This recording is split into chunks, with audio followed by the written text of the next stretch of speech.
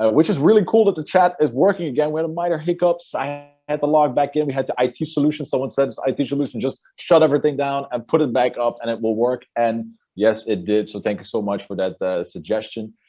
Looking now, I know we are on timer, but I still want to show you that I really appreciate that you're coming in with the chat, and I want to continue using this throughout the 3 days. So looking really, I know I have to go to the panel, but looking where people are from, we have people from Colorado, USA. We have someone saying I'm 100 out of 10 in energy, so they're gonna explode there. We have, of course, a lot of people from Slovakia. Welcome. Thank you again for hosting this virtual thing.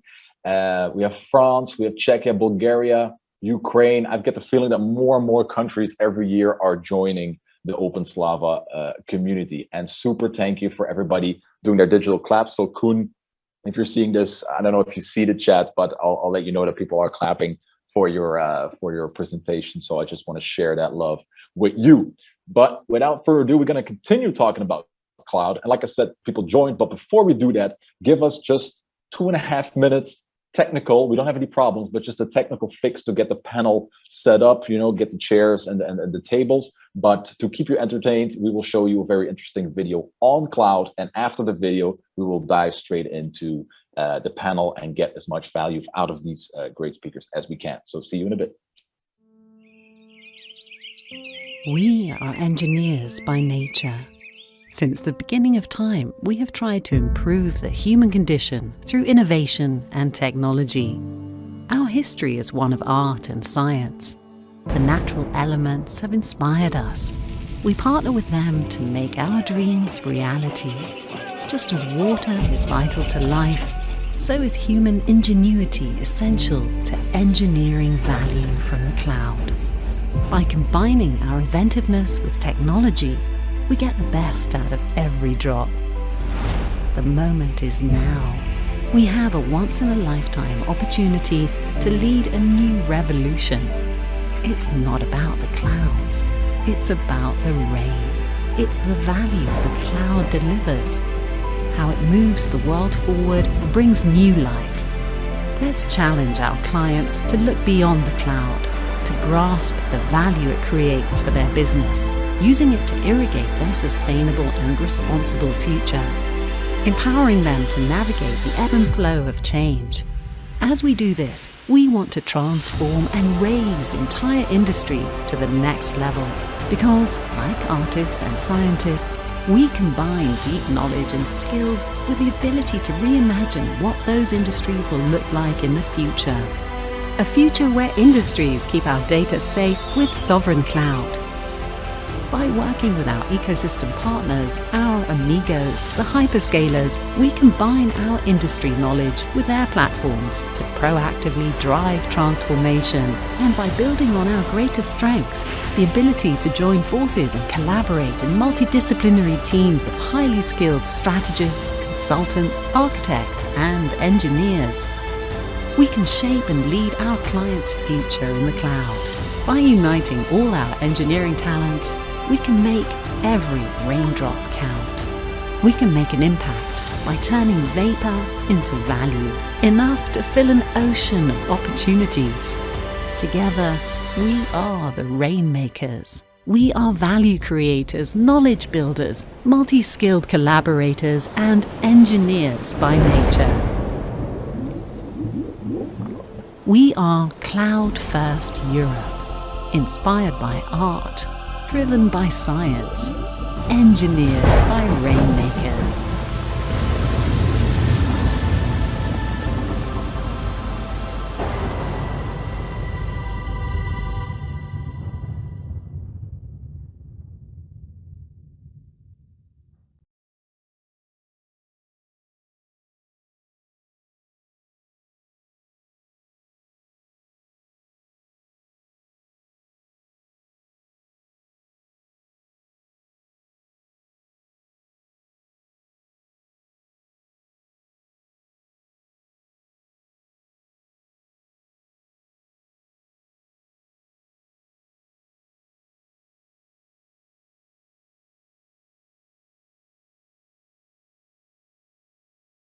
Which is great. You can ask questions. So if you're like, Marnik, stop asking your questions. We want to know more about this or that. link to the topics that we're talking about, just put it in the chat and I'll be your spokesperson.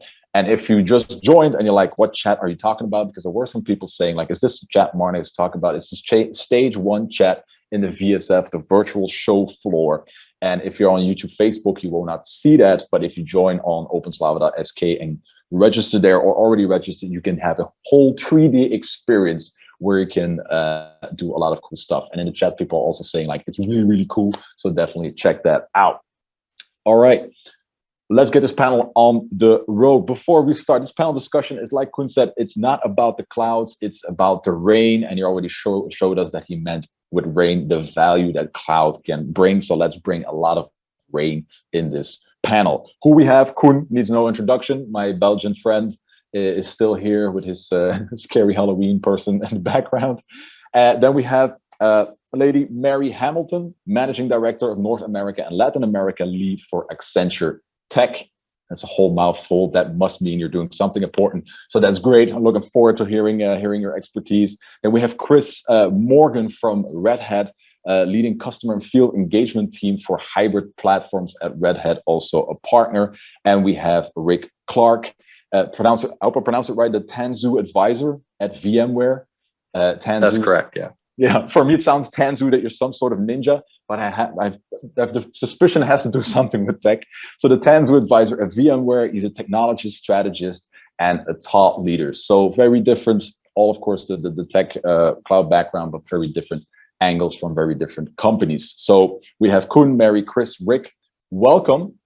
I'm going to start this off, and like I said, I'm not going to appoint people. We're not in a classroom. I'm just going to throw it out there and see what we got. I'm going to start really simple. I know our audience is tech-minded. They're coding developers, people that are in business innovating.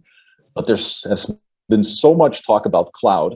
And also from my perspective, this is not about me, but I talk to clients, a lot of business owners that need to fund all this stuff. They talk about cloud, but I don't get the feeling that everybody knows what is meant with cloud. And also, I just saw the movie Creed with Sylvester Stallone, and they make jokes about the cloud because he has no clue what the cloud is about.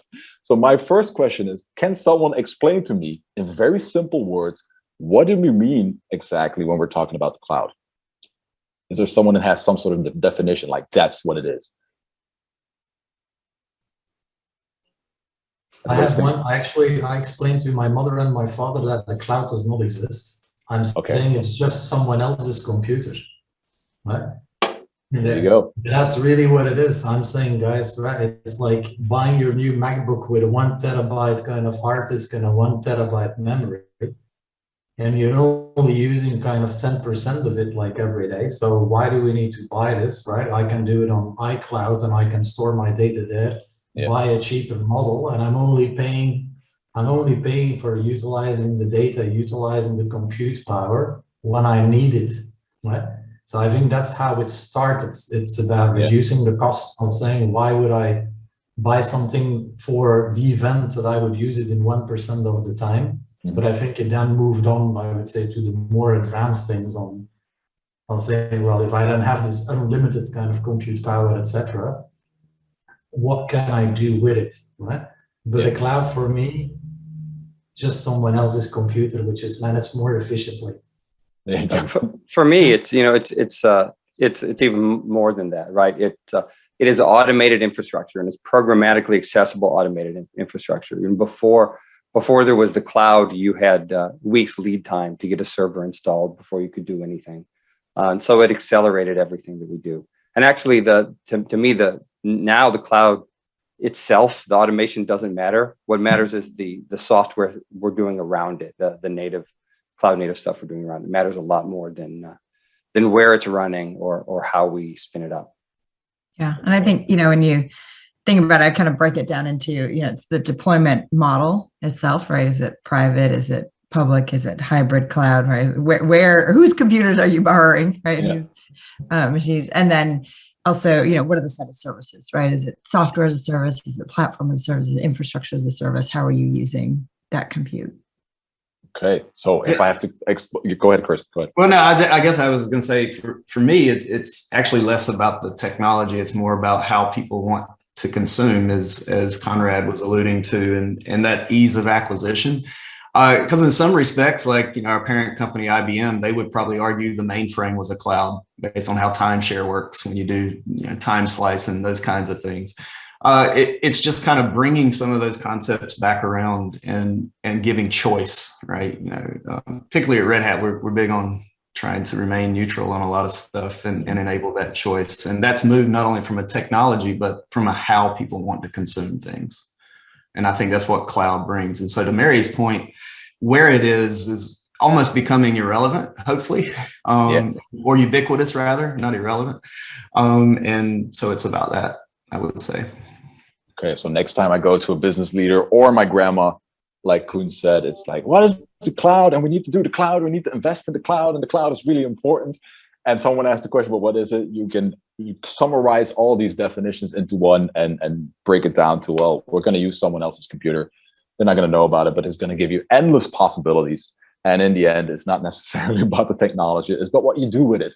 That's going to be a bit of the explanation. Of course, the audience is like, we know what the cloud is. If I look at the chat, everybody's using rain and rainbow emojis. So they're getting into this panel discussion.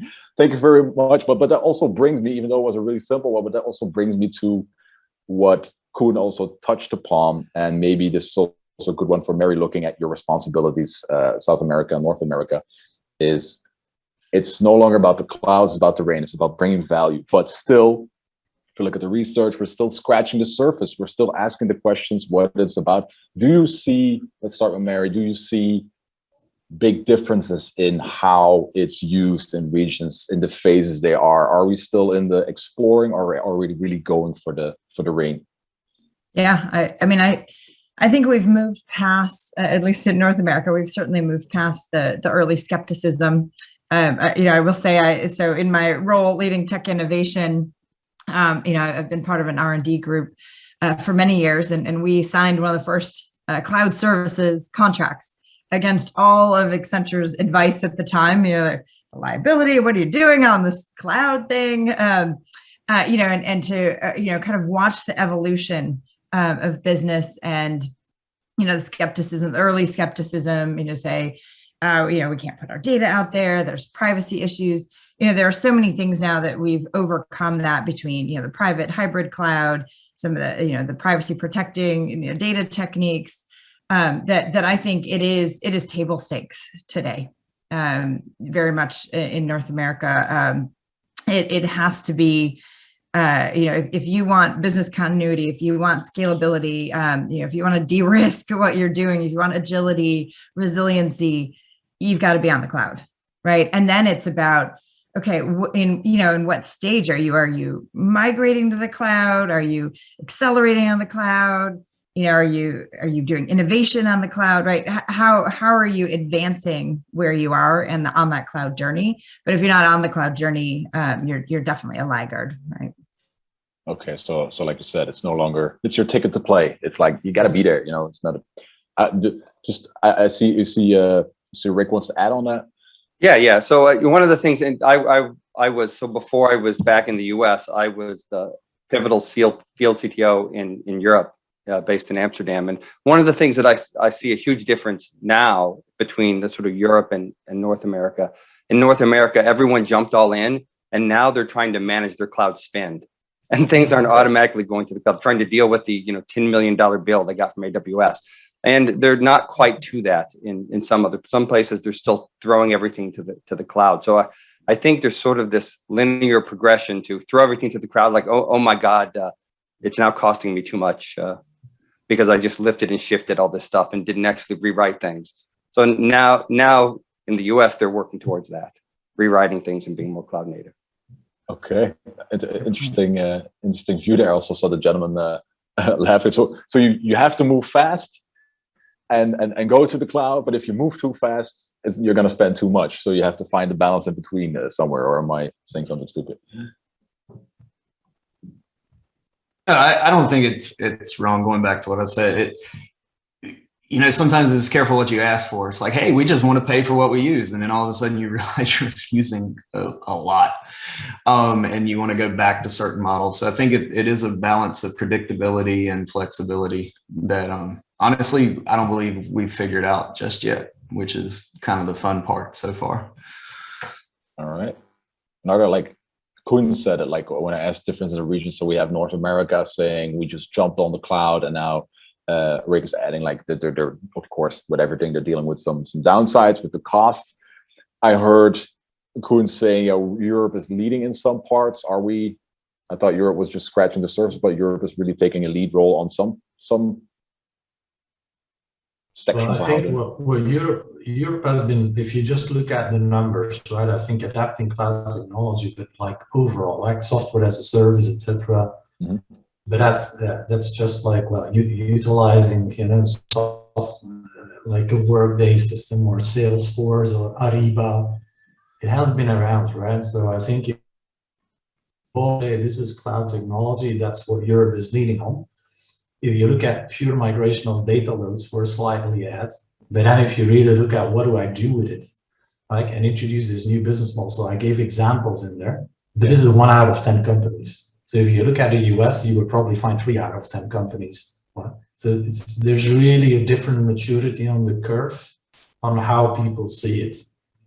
And I think that's why we call it a continuum. Right? And in a way, you cannot jump steps over, right? So you can design new business models, but you need to be on the cloud to enable them. So I think Mary used the thing migrate, accelerate, innovate, right? Which we kind of used. Well, but you cannot just migrate and then I will start thinking about what do I innovate on. But it's think about innovation and then migrate, which is relevant for the innovation. Right? So that's the blend. I'm pretty convinced not everything needs to be on the cloud. Think about just kind of military data or like data on nuclear plants. I'm not sure I want to be on the cloud. Right? You never know. Yeah. So that's the cloud sovereignty. So I think every region has its specifics. And we'll have to see what sovereign cloud means to Europe. Okay. And what do you think is, general question to you all, what do you think if you say 1 out of 10, 3 out of 10 in US? I heard Mary saying, well, at a certain point it was just, let's go. It's all cloud. There's still low numbers, even though we are now in OpenSlava. It's cloud all around, and we're partying around the cloud, and we're putting emojis in the chat, which is. But what is? You can do it 2 ways. What is stopping, you think, businesses from moving forward that we don't have 5 out of 10 or 6 out of 10? Because there's so many benefits that you also elaborated, Koen, in your presentation or your keynote. What do you think stopping them, or what are the things, the real benefits, the rain that could trigger people that are watching right now inside a business, running a business, to say, like, I need to move forward? I think for me, I think we're not doing a great job sometimes as like a system integrator or a consulting company, or educating our customers on the value story. Right? So sometimes we're a bit stuck ourselves on the cost play. Yeah. Right? And then so I had a chat, with a CIO of a Belgian company, and I said to him, like, well, you have to kind of move to the cloud in there, because with COVID, like, you don't have like stores, right? So using retailers, so you need to have like an online channel. And the guy said to me, why would I move to the cloud? I have like 5 SAP systems, which we don't touch anymore. They're running on a data center, which is completely written off. Right? Yeah. So I don't see any benefit of moving to the cloud, because it doesn't cost me anything anymore. Yeah. Right.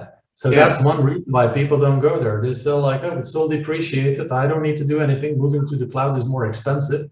But then we say, well, yeah, but then I would still be a caveman. If you never come out of your cave and you don't innovate, I would still be running around half naked, like shooting mammoths. Well, so I think that's.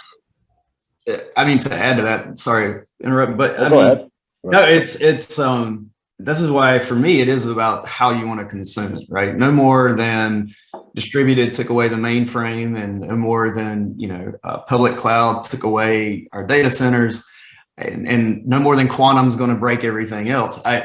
For me, what it means to be hybrid is going to wherever the workloads need to be and picking the right tool for the right job. I mean, we hear that SAP discussion a lot. I mean, I don't blame them. It took them, probably 3 years to deploy it. So why would they want to now migrate that if it's working?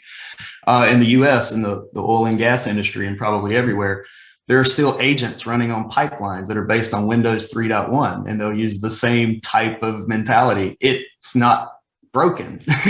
And it's such a minor thing that it's having to do. So there's, moving to cloud to me is still about giving flexibility in how you consume.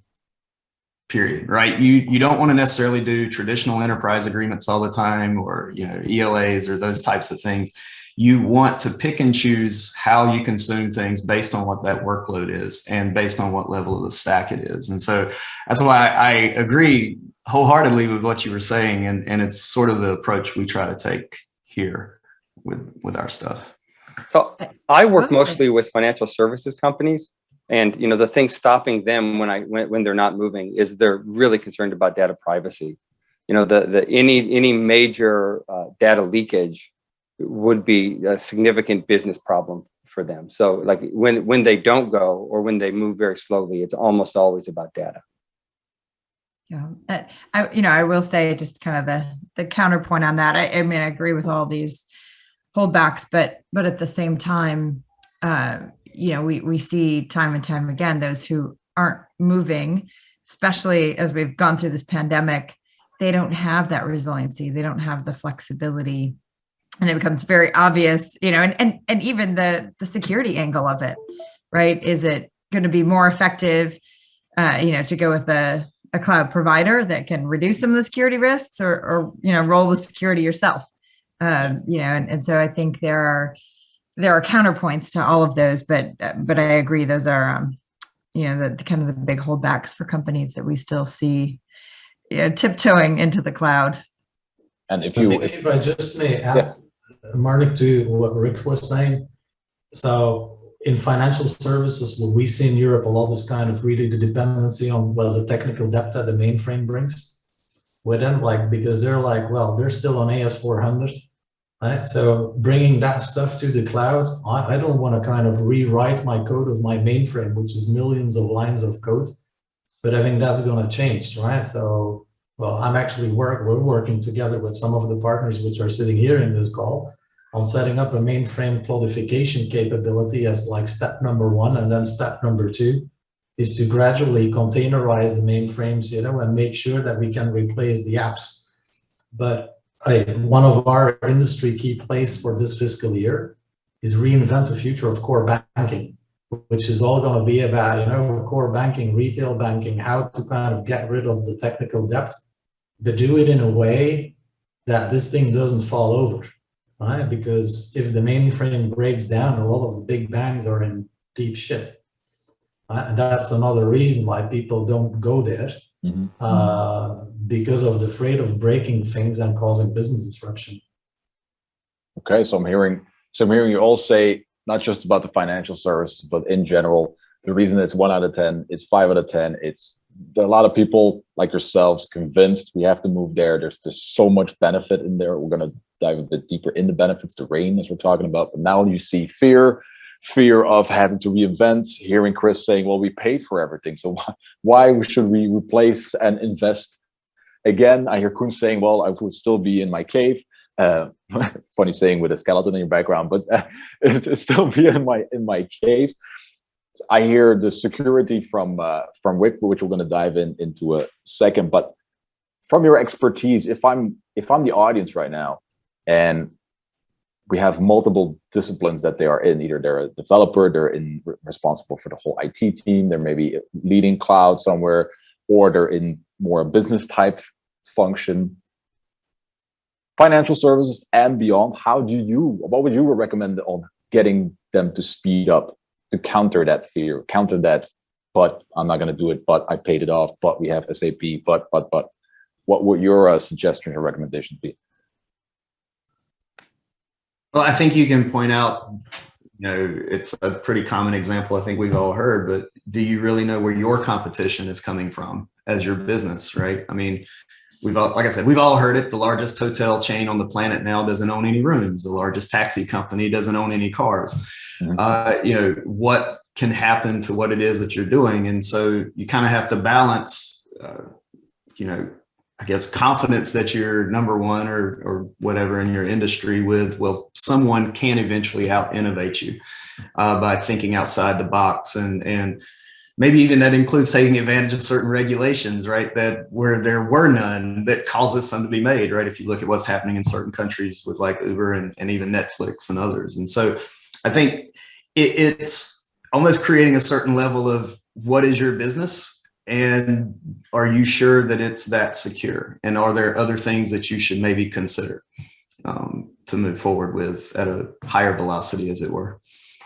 Okay, I agree with that. It's about the business, right? It's about how quickly can you get new products to market? How can you affect your bottom line? How can you better communicate with your customers? And if you didn't, to be honest, if companies didn't figure this out during the pandemic, that they have to be able to be agile enough to communicate with your customers in different ways, then they might be a lost cause.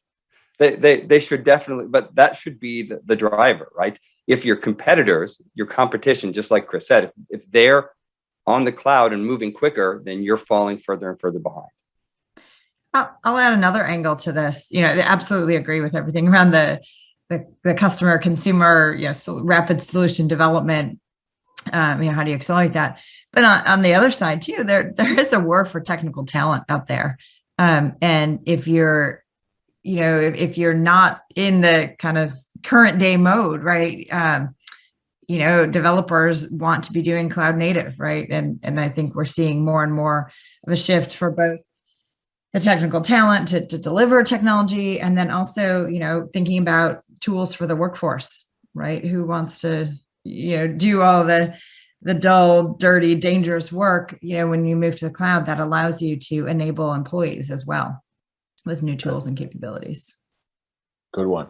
So I'm hearing, one, you don't want to be out competited by your competitors and be surprised and be like, oh my God, what the hell is going on? Even Rick is saying, well, if you haven't figured it out yet, then there's something wrong. And I hear Mary saying, well, also look at the people, because there's so much repetitive work, unsecure work, things going on that could be more efficient, and we could solve that in some way with the cloud. Those are the things that the audience can take to their business or to their careers, into moving them further away from just saying, well, we paid everything, or it's working, has been working for 20 years like this. Let's just keep it. Is this the same in financial services? Because we talked about it in the prep of this panel, and not to stereotype, but also my experience, financial services is still a very secure, strict business that is like, it has been working for years and it will still keep working, and we can't just tamper around and do new stuff because it's cool and it might help. How do you see that, or what's happening there?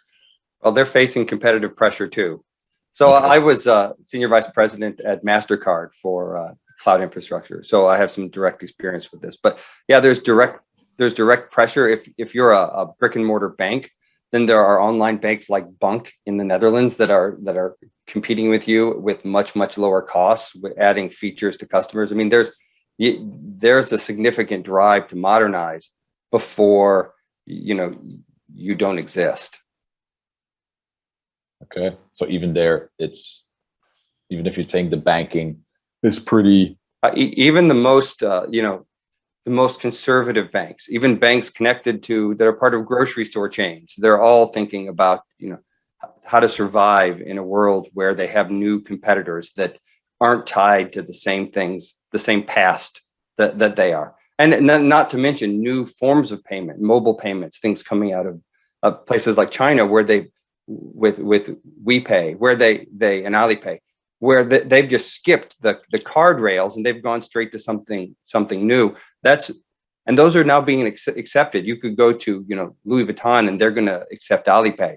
Yeah. So that is direct pressure on companies like MasterCard and Visa. Yeah, okay. Consumer expectations have changed, right? And they're driving behaviors, right? And they're driving disruption. So yeah, absolutely agree.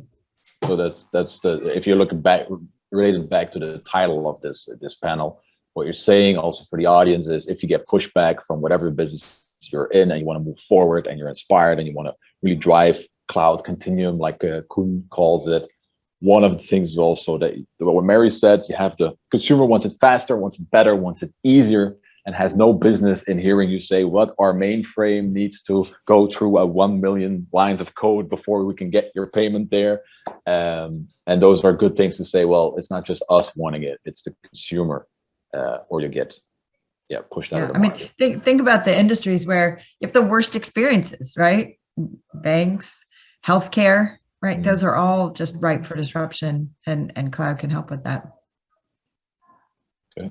That's interesting. You mentioned kind of health. So I just came out of a strategy session with our European Management Committee. So the key areas for us to focus on are banking, digital healthcare, energy transition, and consumer goods and associated supply chain. Right? So those are the areas where we believe there's a lot of rain, right, to be made, where we can fundamentally change the way how we do healthcare or how we order, or go to some stuff. And I think those are a bit the 4 areas, right, where we can believe, and we have 19 industries identified, right? So one could argue, chemicals is also important, and oil and gas upstream is important. It's true. But I think these are the ones I think that are very consumer intense, and where you as an end user will see most of the benefit from increased kind of customer service. And cloud is just indispensable because it just needs to knit everything together to offer you that experience. Okay, nice. Yeah, I don't want to repeat everything that you're saying, but I'm summarizing what I'm hearing in this panel also for the audience to see what we're saying. So we moved from, hey grandma, the cloud is using your friend's computer and having no limits, like Chris said, and it's all about how you use it. And if you want to do it, businesses are really, we have 1 out of 10 in Europe, we have 3 out of 10 in the US. US went really quick, but then Rick said you have to take into the cost, but everybody needs to move or tries to move in a certain way to bring value to the cloud.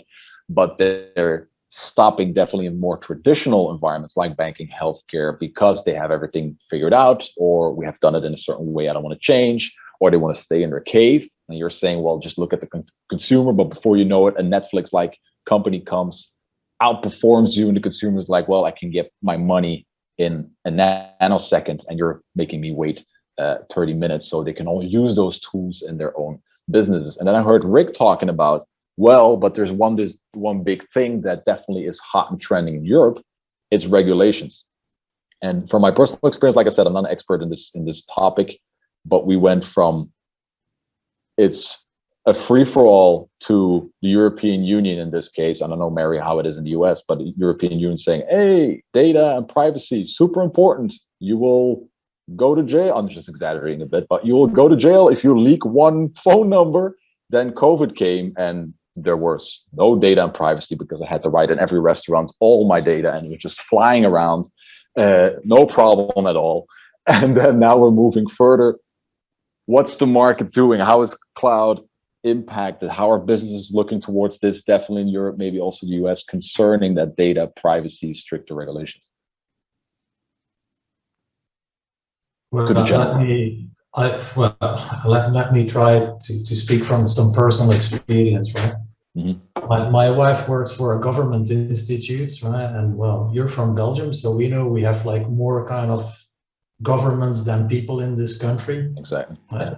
But we really have government institutions that are stopping all their migration to the cloud because they say, well, I don't want to have the data from the federal government sitting with AWS because in one day there's a war. Mm-hmm. They know everything about the people, they know everything about the ages, the demographics, etc. So we have to figure this out, right? Because I don't want the US to have access to our data. Yeah. Now, there's several ways how to deal with it, right? There's people saying, well, we create encryption kind of levels. You need to have specific keys. We will only allow physical access by Belgian nationals to the institutions, right? But then people are saying, well, we're not sure that this is enough, right? So if I keep it on-prem and everything sits with me, it's safe. Well, I don't think anything is safe, right? Because there's hackers all over the place. So unless you don't do internet anymore, unless you actually kind of go back to the Middle Ages and put your computer in the cave. Now, yeah, that doesn't work like Middle Ages caves, and computers, but you get the point. Yeah. There is no such thing as absolute safety. Getting your laptop stolen on the train to Paris, where you have a file with kind of personnel data from a data migration, is not safe either. So I do think there's a lot of education that needs to happen. I think someone mentioned it from the panel as well. I think that Google or Amazon or Microsoft, right? They can actually do safety much more than anyone else can. They do their safety, but it's just about the trust. And I think that I see a potential slowdown in Europe because we never know if Europe is serious on saying, well, it's a real regulation for these type of services. It cannot be accessed. The data cannot sit out of the country, or if it's just going to be, you need to take some measures into consideration. And I think the next year and a half is going to be quite interesting to see where this thing is going in Europe. But for the moment, I think it is slowing down kind of the cloud adoption. And I think it's more based on perceived panic and trust than it's based on reality. So you mentioned something that I think is important, at least in some of the stuff I do, is that the data sovereignty and data nationalism. Certain kinds of data can't leave the country. Financial data from transactions can't leave the country. Whether that's good or bad doesn't really matter.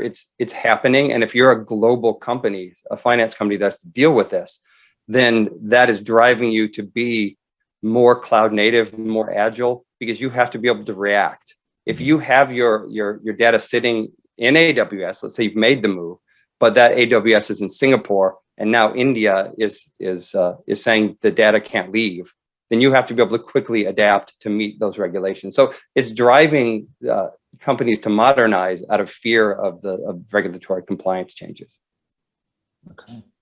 How do you see that, Mary, in the US?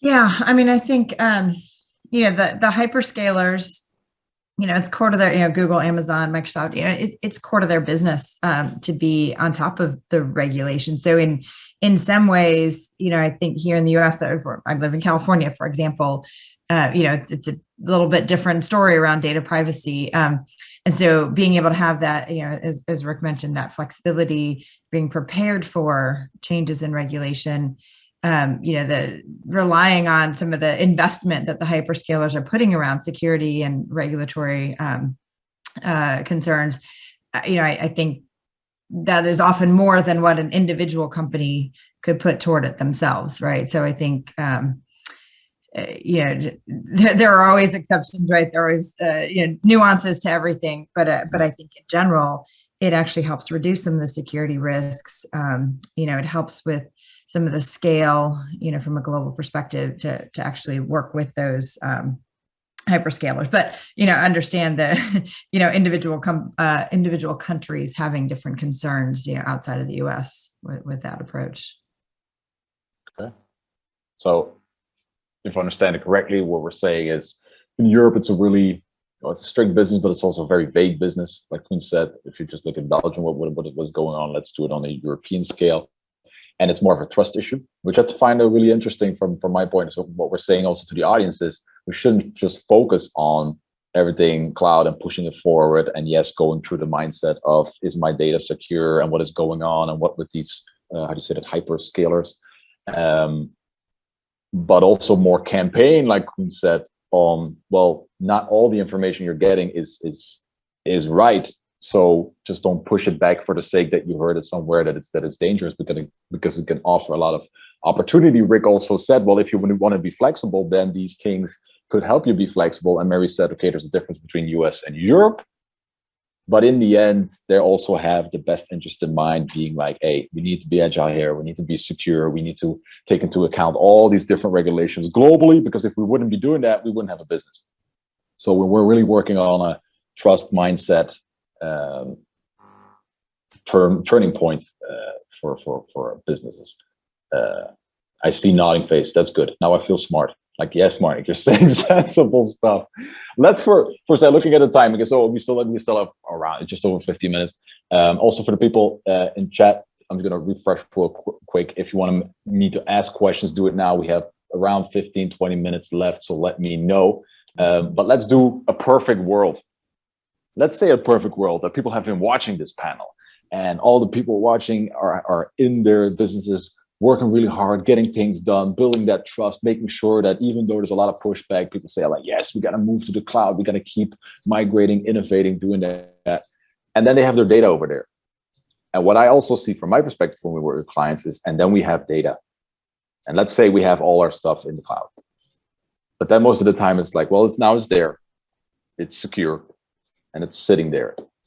But is there a way to go a bit further and really take that data capital and turn it into something valuable that actually can help the business? Because in my experience, most of the businesses are just sitting on this big mountain of data that they either have on a mainframe or in a cloud and then do nothing. How do you see that?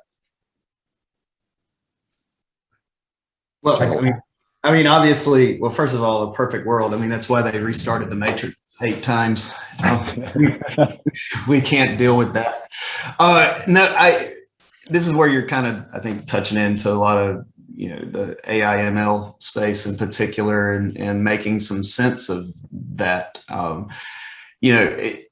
I think a lot of folks, they just get overwhelmed. I think Rick touched on it a little bit at the very beginning. It's a lot. I mean, because you got to know what questions you even want to ask. I mean, data is just data. It's neither good or bad. What do you want to gain insight from it with? And I think that's an actual struggle that will probably always be a struggle, at least in our lifetime, because we just keep getting more and more data. And unless we can get some sort of good AI ML models that are constantly thinking about it,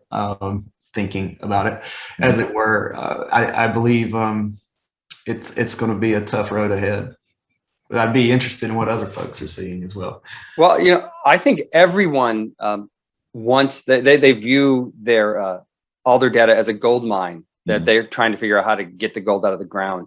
But they're also extremely worried about what their customers will think if it's revealed how they're using and how they're selling their data. So I think it's kind of like a minefield with a gold field in it. So, yeah. And I think that's stopping a lot of people's, how do you do this without looking like you're stepping on the privacy of your customers and killing other parts of your business? Yeah, I do think there is a shift coming. We talked about consumer expectations. I do think there is a shift coming. It's not here yet, but around people owning their own data, right? And I think that will be, I could tell you, right, that all the companies that have what they think are my data, and they're using it to their, the best of their ability, presumably, right? Hopefully on the cloud, and using some AI services and machine learning around it. But at the end of the day, if I dig into like what each company, like what does Amazon really think I am? They're probably wrong. And I'd happily give them better data if they'd give me better services. And I think companies haven't quite figured out how to unlock that yet. But I think it is a real concern of, what is that trade-off? Who owns the data? Even if you think about a supply chain, right? Who owns, think about automotive, right? Who really owns the data? Is it the company that has the seats that's gathering all the data about you? Is it the car? Is it the OEM, the car manufacturer? Is it the dealer? Like, who owns that customer and their data? Creating that 360 view. I think as we move to the cloud, we're going to get closer to it with some of the services around it, but there's still a long way to go to get that right. All right. I like what Mary, you bring a good point. I think people are willing, to give up the privacy is a big word, but I think it's easier if you get something in return.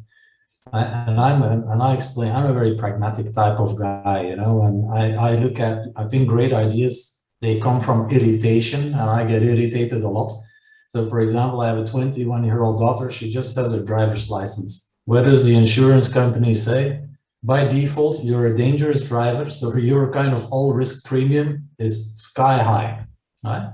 How do they know, right? They don't know. So we're saying it's like, what if the insurance company of the future, and they do it in some countries, they say, hey, if I can install a black box in your car, right? But I don't store your data. So your dad doesn't know that you've been hanging out at 4 a.m. in the morning in a bar, right?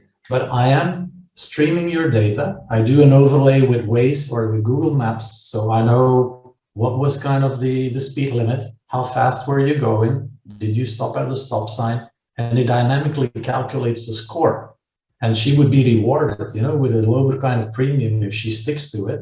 Well, number one, you will get less accidents on the roads because people will incentivize to drive safer. Insurance companies need to kind of pay much less indemnities, to some folks, etc.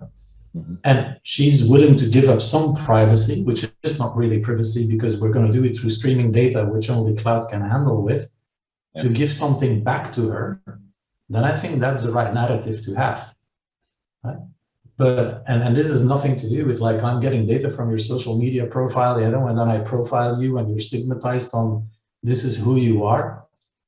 But I think just using technology with this data to reinvent kind of risk premium calculation as a new business model, I think that's the first step that people need to come. In my experience, I don't think a lot of people are thinking about the use cases around data. We're too busy implementing data warehouses, like BI and BW, which is just static data, and data is just reporting of the past. Yeah. And I think now combining data from ERP systems together with kind of streaming data and GPS data from trucks, I think we can redesign supply chains and create new business models. So data is the new currency, right? For sure. Okay, so is then for the audience, is then the first step in everything, moving those companies, like you said, 5 out of 10, 1 out of 10 in Europe, is it then evangelizing, in this case of data, evangelizing the fact that these are the possibilities on the cloud if your data is there? The first thing you need to realize is what Mary and Koen is saying is, what are you doing with it? Do you think about first who owns, like Mary said, who owns the data? Do you know where it is? That's the first one. Who owns it? Who are all the different parties involved? What do you know about them? And then, like Koen said, just don't sit on it and be like, yes, we have a lot of data. And now what? What are you doing with it? And then you give the example of insurance, what I think is a really great example. I really love it because what you do there is a bit the trusting, Koen. What you said also with the government, you're not just saying to your consumer as a business, hey, we want to store data, but we want to store data, and this particular data, because we're going to incentivize you and we're going to do it with this. And I can imagine a consumer saying, well, if you say that, then you can have it. I think it's the same with social media. And this is just my opinion. Like I said, I'm not an expert, but this is what I'm hearing. Social media also, oh my God, they're storing my data. You can have a bit because I want to use all the different social media, but nobody knows exactly what it's used for. But if you communicate about it and show them how our life, look at what you have on your phone, how much handy stuff you have because they have your data of your location and all that stuff, then people are more open to it. So do I understand it correctly that that is your go-to thing if we want to turn data into a pile of something, into value, that business should look at it that way? Or did I misinterpret it? I think you're right. Yeah. Okay. Thank you. Summarized it well. I think that's a really cool one. I think if also people watching now can go to their businesses or their employers or their teams that way, I think you can turn data into something. Unless Chris says, I have 3 more strategies that I would like to share. No, but I will say, I think it would be naive to say we know all the strategies. I mean, there's going to be certain things that are going to appear as we learn more that we haven't even thought about yet. And I think part of the key in any of these moves to cloud and any of these app modernizations, pick your buzzword du jour, I think it's important to be open as much as you can to different things and different possibilities. We talked about earlier the moving. To me, it is just don't be closed-minded. That's the thing I would say. Don't just worry about protecting what is here today. Be more of a classic engineer, right? An engineer doesn't say if it's not broke, don't fix it. They say break it and make it better. Paraphrasing, Henry Ford said, if I'd asked people what they wanted, they'd have told me to make a better horse, right? Or something like that. And I think that's kind of where we are with things. So it'll be interesting to see what the next few years brings forth. Okay. I'm just thinking it would be cool if some people are watching right now and you're responsible for IT and you just come in. I'm here to break stuff. They told me at OpenSlava to break stuff, but I'm going to fix it and it will be good. But I understand what you're saying. I love it. Moving forward and linking it a bit to what also Mary touched upon 20 minutes back was, okay, again, perfect world. We are moving to the cloud. We're moving faster. We're taking away that fear. We're breaking stuff like Chris says, and we're going to make it better, not sit in our cave like Koen. And then we're going to not sit on our data, but we're going to actually add value and have that mindset of how can we serve the customer better, also to not be outperformed. But then Mary also touched upon it, is there's a big skill gap is not the right word, but there's so much new skill needed. It goes so fast that it's really hard to keep up with everything that we're talking about. How do you see this move to the cloud, this continuum, as Koen called it in his keynote, affect the workplace, affect HR, the skills that the audience here today watching need to learn, how they need to act to move all of this that we discussed forward? Again, I think I'll just give my personal example, right? And my personal experience. So when I got a phone call from our CEO literally a year ago saying, Koen, we want you to set up and lead cloud first for Europe, I was laughing profoundly because I said, I don't know crap about the cloud. There you go. And I kind of thought, and then I think you're confusing me with another Koen or Koenraad, right? Because I don't know anything about a cloud. And they said, well, exactly. That's why we want you. And I said, okay, well, you may need to double click on this, right? And they said, well, we don't want an infrastructure person leading our cloud first business. We don't want our Google guy to lead the business. We don't want our software engineering guy to lead the business, because the technology people will think about the technology. But I was leading our resources practice, right? Chemicals, oil, gas, metals, mining, everything which is stinky and remote, right, was with me. Yeah. So they said, we want a business guy who can think about what to do with it. And I think that is for me the key. It's rotating your talent from thinking about, I'm an SAP guy, to I'm a person who's going to kind of reinvent core banking. There you go. Which is full stack. So don't stick to the application. Don't stick to, I'm in system integration, but I don't do outsourcing. All these boundaries are blurring. So I think we need to be innovators that think about exactly what we said a couple of times. What the hell do I do with it? Right? And how do I put it to value? How do I put it to purpose?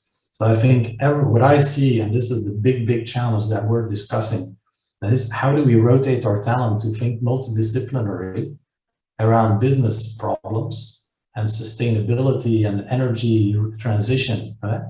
As opposed to like, how can I program COBOL faster? Yeah. Right?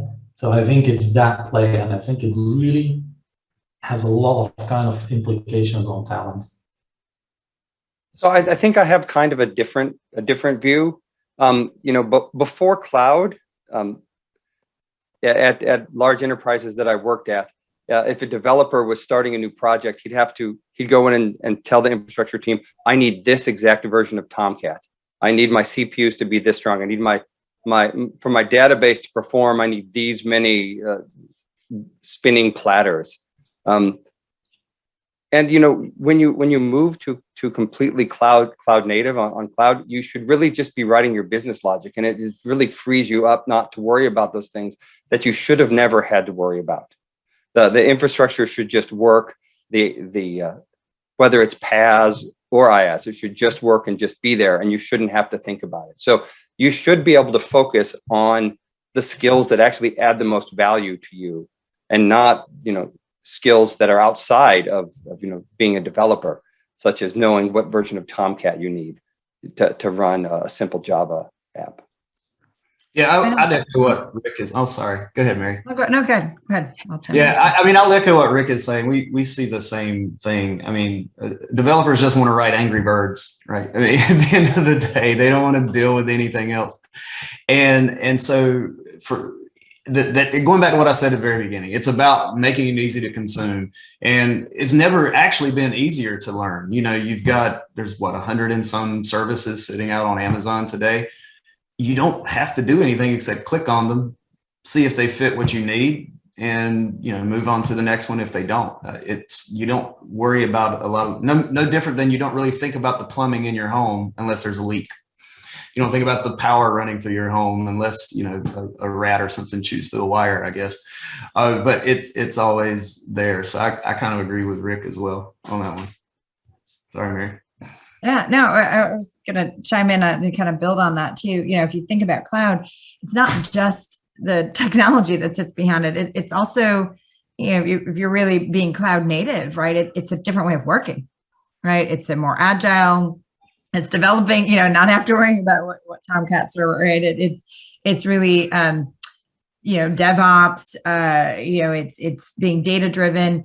And I would say we're starting to see a shift, when we think about building out innovation capabilities from taking a project mindset, right? It used to be the waterfall requirements, et cetera, right? To saying, hey, let's be data driven. Let's try something out. Let's move quickly. And you can do that because of the cloud.